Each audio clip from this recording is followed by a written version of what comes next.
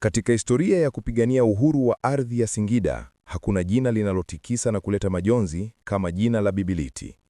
Huyu alikuwa mwanamke shujaa wa kabila la Wanyaturu, ambaye kuanzia mwaka 1903 alisimama kidete kuwakabili wakoloni wa Kijerumani kwa kutumia nguvu za asili. Bibi Liti hakuwa mwanamke wa kawaida. Alikuwa mganga shupavu, uganga ambao aliurithi kutoka kwa mababu zake. Aliolewa na mume wake Nyalandu, na kwa pamoja wakawa ngome isiyopenyeka. Silaha yake haikuwa bunduki, bali ilikuwa ni nyuki. Kwa kipindi cha miaka mitano, kuanzia mwaka 1903 hadi 1908, Bibi Liti aliidhibiti Singida na kuwafanya Wajerumani waonekane wadogo mbele ya jeshi lake la nyuki. Wakati huo, Wajerumani walikuwa na tabia ya kikatili ya kupora makundi ya ng'ombe na maghala ya mtama ya Wanyaturu. Kibaya zaidi, walikuwa wakiwakamata vijana wenye nguvu na kuwapeleka mbali kufanya kazi za nguvu. Hizi zilikuwa kazi za mateso, kubeba mizigo mizito na kujenga barabara chini ya kipigo cha mijeledi. Lakini Bibi Liti alikataa dhulma hii. Kila mara msafara wa Wajerumani ulipojitokeza, Bibi Liti alichukua dawa zake za uganga wa kurithi na kuziamuru. Ghafla, anga lilijaa weusi wa maelfu ya nyuki waliowashambulia maadui bila huruma. Kwa miaka hiyo mitano, hakuna kijana wa Kinyaturu aliyechukuliwa kwenda kwenye kazi za nguvu, na hakuna ng'ombe aliyeporwa. Bibi Liti alikuwa mkombozi wa kweli.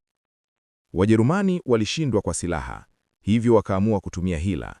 Walimtumia kibaraka wao msaliti Igwe Yunga, ambaye alitafuta mpenyo ndani ya familia ya Bibi Liti.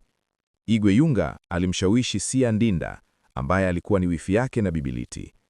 Kwa ahadi za zawadi na hofu, Sia Ndinda alikubali kufanya usaliti mkuu. Usiku wa kuamkia uvamizi wa mwisho mwaka 1908, Sia Ndinda aliingia kwa siri na kuzihamisha zile dawa za uganga za Bibi Liti.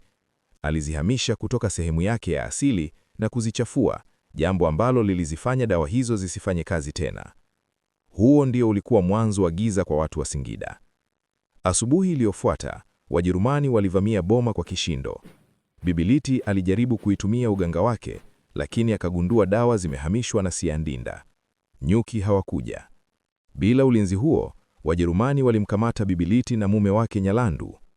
Walizima uhai wa mashujaa hawa wawili kwa kikatili sana. Baada ya kuwaua, Wajerumani walikata kichwa cha Bibi Liti na kuondoka nacho kuelekea Ujerumani. Walidai wanaenda kufanya tafiti juu ya uwezo wake wa kustaajabisha wa kutawala nyuki. Huzuni ilitanda kote Singida. Leo hii, simulizi hii inabaki kuwa fundisho la usaliti wa Sia Ndinda. Hata hivyo, ingawa kichwa chake kiko ugenini, makaburi ya Bibi Liti na mume wake Nyalandu yapo mpaka leo huko Singida, yakiwa kama alama ya ushujaa uliopotea kwa hila za ndani. Mtunzi na msimuliaji wako, naitwa Waziri Isa.